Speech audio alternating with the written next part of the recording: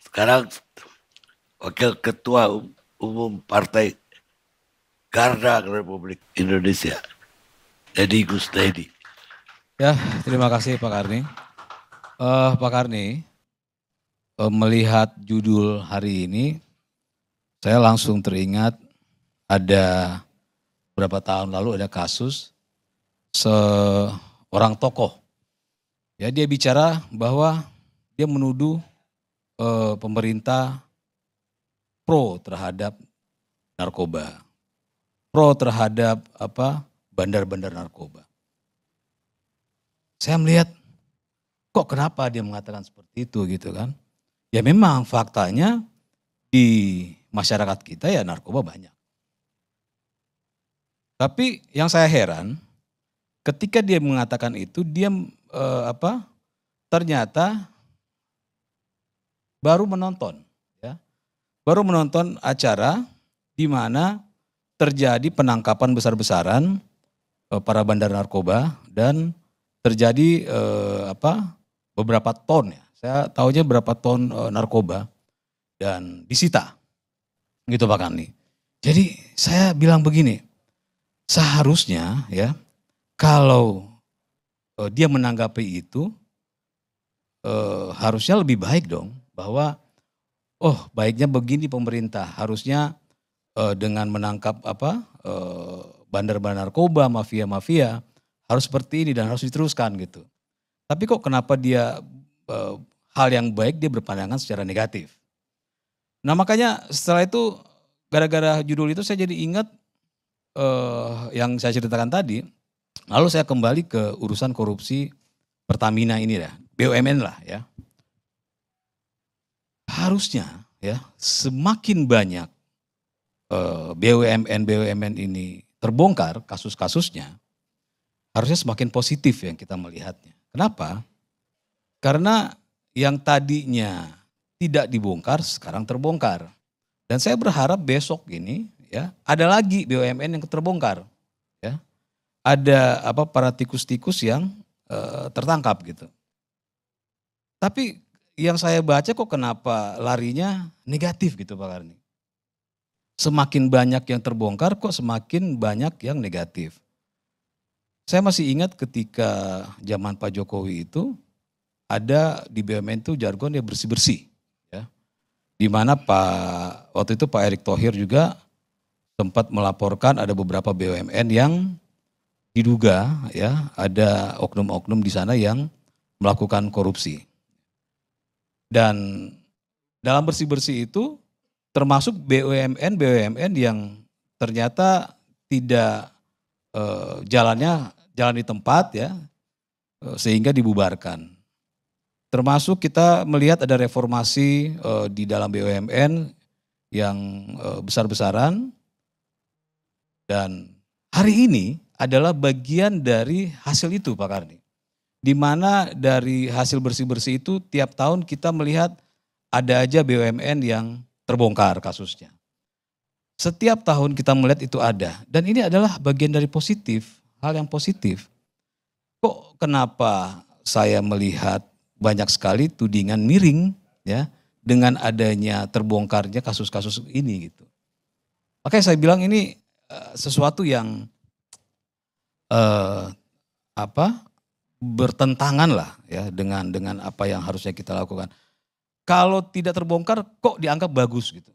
Kalau terbongkar dianggap jelek. Ya, termasuk ada dorongan bagaimana Menteri BUMN dicopot karena karena banyak BUMN yang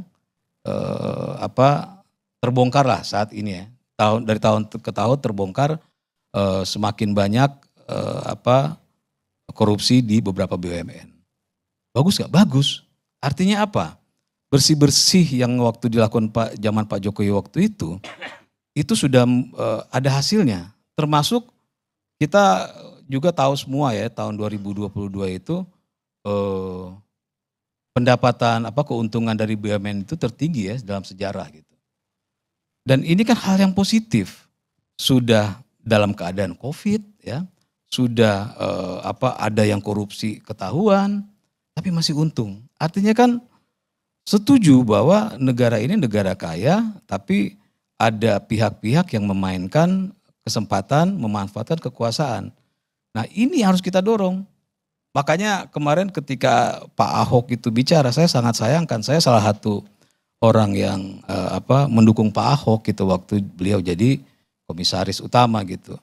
Kok nggak dibuka gitu ya? Padahal waktu itu Pak Erick Thohir pun belak-belakan melaporkan beberapa BUMN yang terindikasi ada korupsi.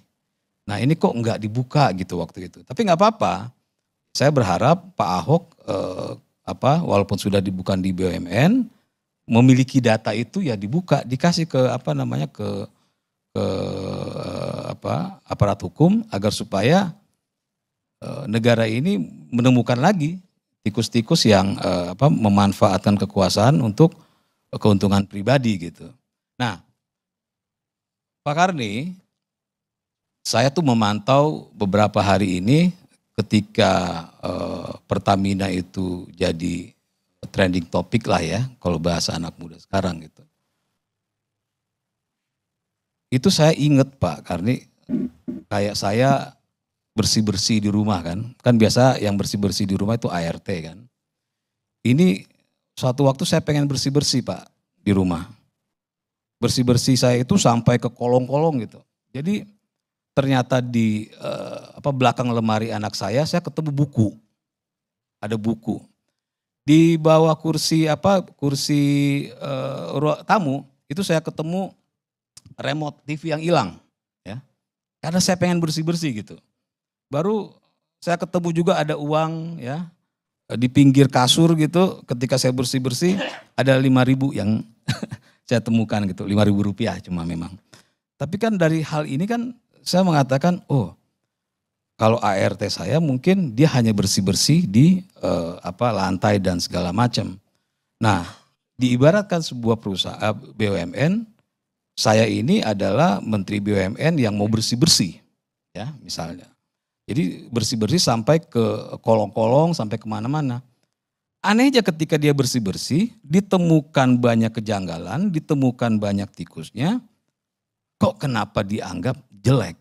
Kok kenapa dianggap negatif? Kok negara ini dianggap, pemerintah ini dianggap negatif terhadap terjadinya hal seperti itu?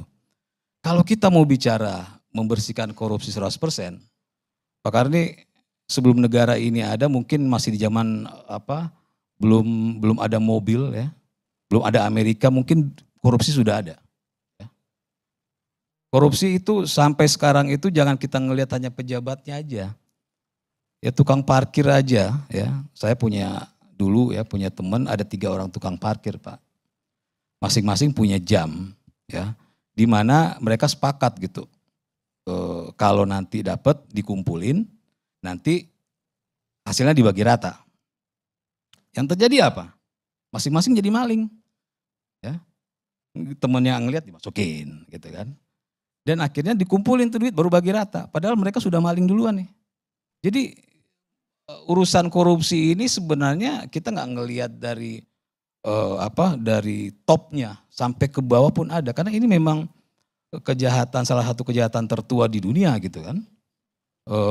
Maka yang harus kita lihat sekarang ketika Pak Prabowo memimpin dengan jargon-jargonnya, ya kita harus dukung dan kita melihat ada keberlangsungan. Makanya kenapa khususnya BUMN tetap masih Pak Erick Thohir waktu itu. Saya saya nggak ada hubungan dengan Pak Erick Thohir ya, jadi nggak ada urusan dengan Pak Erick Thohir, nggak kenal juga beliau, tapi saya melihat ada keberlanjutan di mana Pak Prabowo melihat pola yang dibangun oleh Kementerian Pak Erick Thohir ini itu bagus diteruskan bersih-bersihnya.